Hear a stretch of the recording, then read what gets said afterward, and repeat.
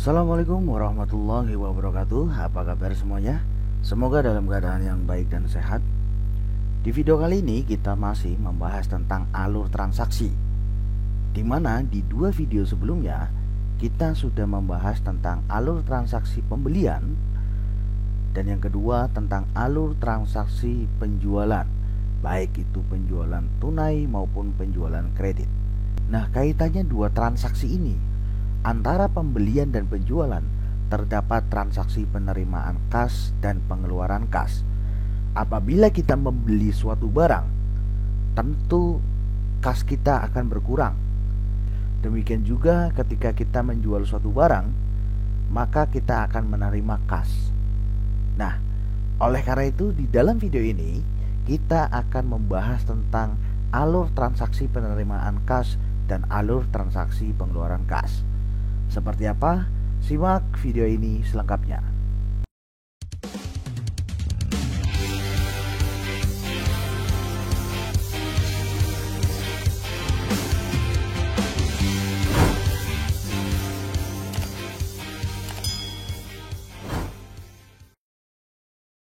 Nah, alur transaksi penerimaan dan pengeluaran kas.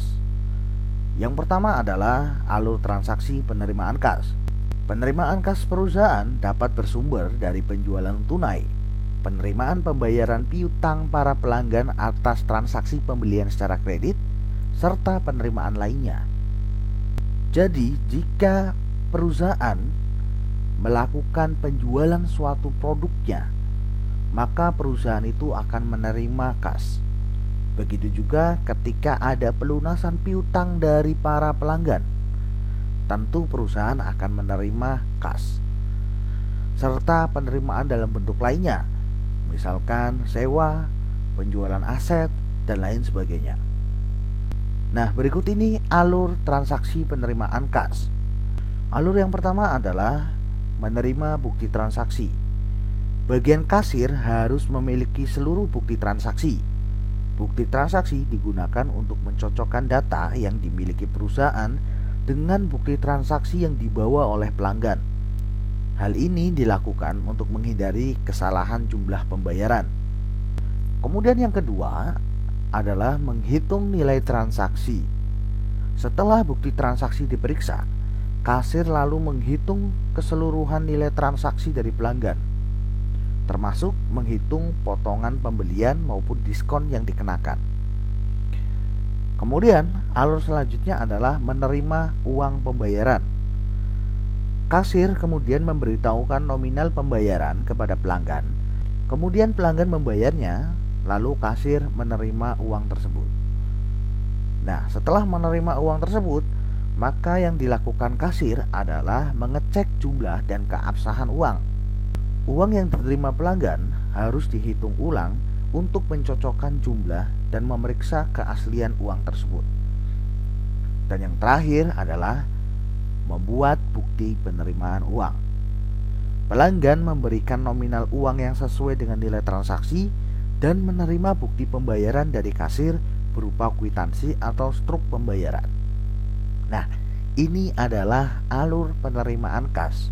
Dari menerima bukti transaksi, menghitung nilai transaksinya atau memeriksa nilai transaksinya.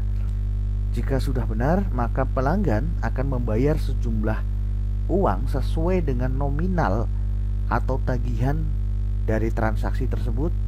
Setelah kasir menerima uang, lalu kemudian kasir mengecek jumlah dan keabsahan uangnya asli atau palsu, dan lain sebagainya.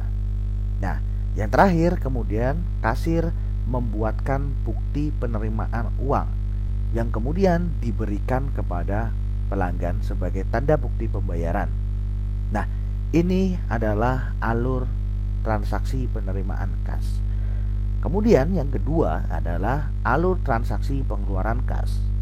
Nah, pengeluaran kas perusahaan dapat bersumber dari transaksi pembelian tunai, pembayaran pelunasan utang atas transaksi pembelian kredit, serta membayar biaya-biaya lainnya.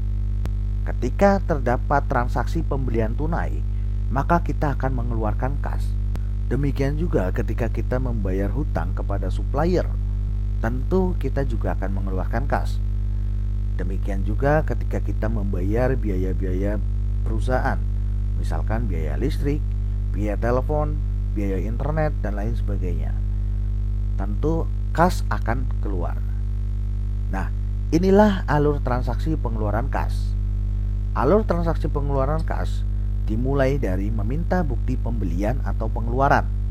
Misalnya, ketika di bagian gudang membeli bahan baku, tentu harus disertai dengan bukti pembeliannya. Nah, bagian keuangan akan meminta bukti transaksi pembelian atau pengeluaran uang sebelum melakukan penggantian uang atau pembayaran. Uang tidak dapat dikeluarkan jika tidak ada bukti transaksi. Nah, kemudian yang kedua adalah memeriksa keabsahan bukti. Setelah menerima bukti transaksi, kemudian bukti yang diterima dicek kebenarannya untuk menghindari pihak yang ingin melakukan rekayasa bukti transaksi, sehingga nantinya uang yang dibayarkan memang atas dasar transaksi pembelian atau pembayaran. Nah, kemudian selanjutnya adalah menyerahkan uang. Nah, setelah memeriksa bukti transaksi dan jumlah transaksinya, bagian keuangan akan membayarkan sejumlah uang sesuai dengan yang tertulis di dalam bukti transaksi. Nah, kemudian yang terakhir adalah menerima bukti pembayaran. Nah, ketika kita sudah menyerahkan uang atas pembayaran yang kita lakukan, maka kita harus menerima bukti pembayaran dari supplier.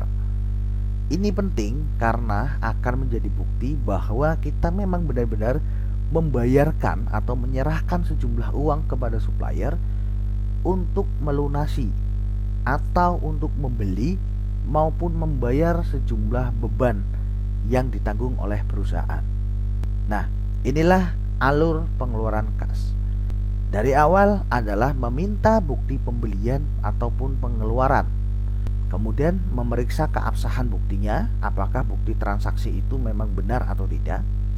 Jika memang sudah dinyatakan benar dan valid, maka alur selanjutnya adalah membayarkan atau menyerahkan uangnya. Nah, ketika menyerahkan uangnya, lalu kita akan menerima bukti pembayaran.